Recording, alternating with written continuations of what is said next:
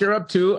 I was especially intrigued by this most recent piece of yours that I saw interviewing at length Roy Beck, who is an immigration, how do you put it, restrictionist? Is that a fair way of saying it? I mean, he's concerned about unauthorized entry into the country of large numbers of people. And what's the name of his organization, Roy?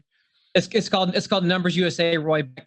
I think you found it so compelling because he mostly said that all the great civil rights luminaries of the last 200 years agree with Professor Glenn Loury when it comes to illegal immigration. or I mean, at least the idea that to be a upstanding Black citizen doesn't mean you need to march in lockstep with the Democratic Party orthodoxy as it relates to how you're supposed to feel about immigration and illegal immigration. Well, that's a better way of expressing my view. I think that I'm not against so much immigration as I am concerned about the assimilation of African-American interest to the project of making it easier for people to get into the country and stay in the country who do not have authorization.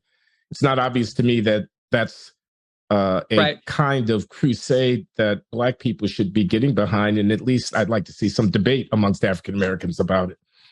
Mine was more about opening up space, right? And it was just an interview. And I feel as if we've got an opportunity on our channel to talk to some of my intellectual heroes, including you, including Andrew Sullivan, including Charles Murray.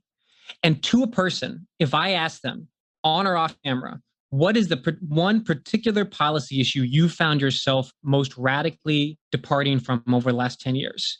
And most of these guys like Sullivan or Murray are kind of proper libertarians, old school libertarians. To a person, they've said immigration. It kept coming up, right? And I related to that because, again, I was steeped in, pure big L libertarianism right after I graduated from school. My very first job was at the Cato Institute. And back at the Cato Institute, it was like, you have to be a mouth-breathing tribal heathen to want anything other than completely unfettered immigration, preferably the instant dissolving of national boundaries, given that national borders are a retrograde primal imposition. They're pure artifice. There is no such thing as national borders. We're all one people, free flow of capital, free flow of labor, free flow of dollars and customers. So anything less than that utopianism was considered retrograde. And I myself, over the last 10 years, have been mostly following my intellectual heroes and becoming much more restrictionist. Really, I mean, a lot of that stuff is prompted, of course, by the election of Trump and very strong opinions about unfettered illegal immigration because they're the ones who bear the wage suppression effects. That conversation with him, and you've seen it, it's not me saying, Roy Beck, you're right about everything. We need to be taking immigration levels back to where they were in 1989. But it's me admitting to him that I'm also evolving and trying to work my way through this stuff, given that I find that, that libertarian utopianism to be kind of hopelessly naive and potentially economically counterproductive. I think there's an irony here from the point of view of African-American interest, which is the irony about concerns of unauthorized entry across the southern border are racist, and that's a kind of civil libertarian, civil rights, anti-discrimination claim that Blacks should be friendly to. The people are concerned that the country is going to be undermined because of the entry of people who don't originate in European ports of call. The irony I'm thinking of is that, on the one hand, that's an appealing posture for many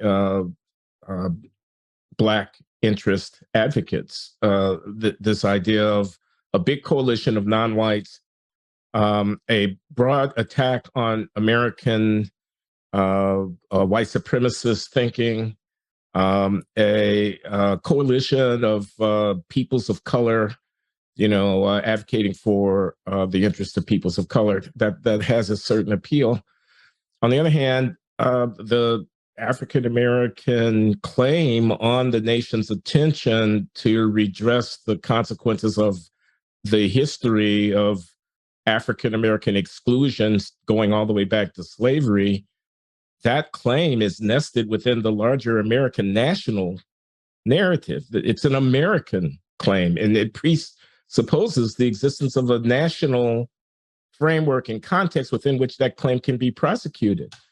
So the obliteration of borders and the denial of there being any interest in the project, the American project, the specifically nationalist ambitions and undertakings of we Americans, is so sort of cuts against the story that we Black Americans, I think, want to be telling to ourselves and to the country about what's the right thing to do, the right thing to do for our country. Absent our country, I don't know where that argument goes. Does it go to the United Nations? Does it go to the World Court? No, I mean, it's an American argument. It's an argument about what is the character of our country. And the equation of Black claims with the claims of residents of Venezuela who would like to be residents of the United States of America obliterates the specifically nationalistic character of the Black struggle. It's an American struggle, which is why your and Roy Beck's quoting of Frederick Douglass really appealed to me. I mean, I get it. I get that W.E.B. Du Bois sitting in 1910 looking at what was going on in the country might have, said, well, we got some questions here about, our African Americans at the back of the queue now, where the queue is going to, be lifted by every aspirant sitting in Southern or Eastern Europe who would like to be at Ellis Island. Are we now at the back of the queue? That kind of concern.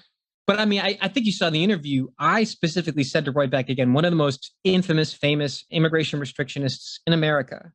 I said that the Statue of Liberty and people coming here for a better life, the great golden dream of America, it's wonderful. Like, I have this incredible book about the creation of the Statue of Liberty that was co-written by David Eggers, who's a kind of very famous novelist that I'll read to my kids at least once or twice a month.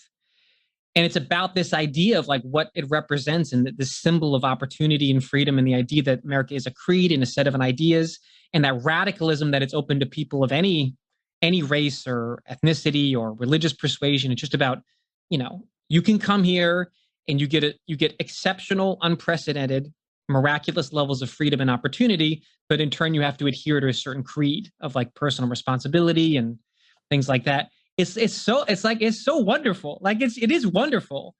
But at the same time, I guess I wonder if I started questioning my libertarian orthodoxy about the moral imperative of the dissolution of international borders right around the time that Trump got elected, specifically as it relates to the idea that unfettered or exceptionally high volumes of immigrants.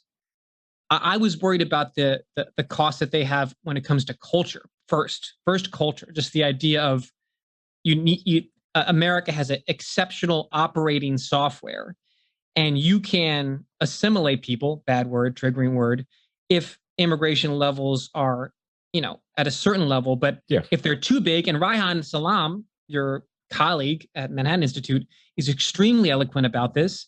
Once it gets above a certain threshold, that assimilation stops, and people create these little these self-contained clusters in which there isn't that seeping in of this unique, miraculous American cultural creed, right? Well, right. I can hear the counter argument, which is if we go back to the heyday of Ellis Island, 1890 to 1920, and we look at the flows of people coming from Russia and Italy, having been coming from Ireland for quite some time, coming from Eastern Europe and so on into the United States, they were, relative to the size of the population at that time, a larger influx of, quote, foreigners than we are now experiencing. And we did somehow manage fitfully and over decades to, quote, assimilate these newcomers. These newcomers were not selected because they had high education or because they could put $100,000 in the bank. They were the teeming masses of Europe, and they came in very large numbers. And nativists of that era would have made arguments not dissimilar, perhaps not as eloquent as Reihan, but not dissimilar to the ones that you cite Reihan as having made. And history has shown them to have been wrong. Right. Well, and then what Roy says is, well, let me put it this way. So my children also watch The American Tale, which is this cartoon from the cartoon movie from the 1980s produced by Steven Spielberg. And it's about this mice family that is in one of the Soviet satellite states that immigrates to America. And the mice sing these songs about this golden dream of opportunity of America, best embodied in this song called There Are No Cats in America, right? So they sing this song about there not being any cats in America as they're on their way to Ellis Island.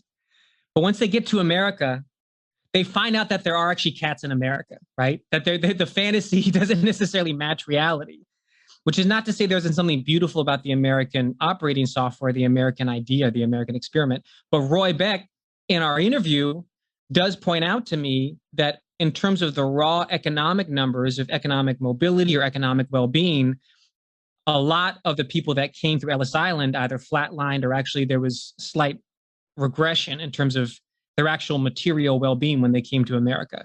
Now, it's probably a different story with their great-grandkids, obviously, but you don't want to get blinded by the fantasy to what actually happened to the people that came to America. I don't know what to make of this, Glenn. I still don't have strong opinions about what we ought to be doing, but I'm trying to live in the flux and hear opinions from people, people that might be able to sharpen my thinking.